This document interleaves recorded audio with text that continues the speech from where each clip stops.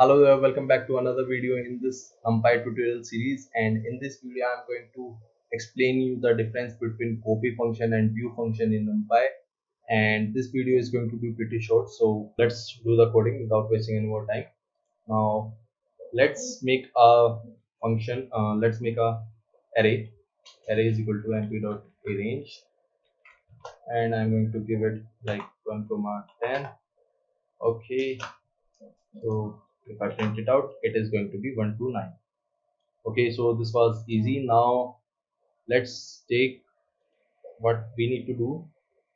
Yeah, so first we need to focus on copy function. So let's say what I will do is array1 is equal to array dot copy, and when I run it, what it is going to do, it is going to create a copy of this array, as you can see here. Now I can do anything with this array1. Let's take the first element and give it a value of, let's say, 11. So now if I will see array1, it will have 11 2 3 4 5 6 and 8 9, but it will not affect the original array, which was this. So let's print it out again, and 1 2 3 4 5 6 and 8 9. So it didn't made any difference in the original array. Now let's take a look at view. Okay,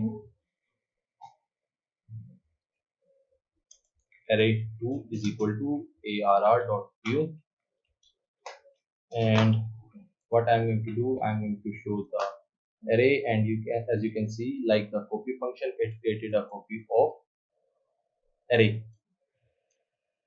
this array. Now what I'm going to do, I'm going to do that same thing, array2 10, or you can say let's take 0.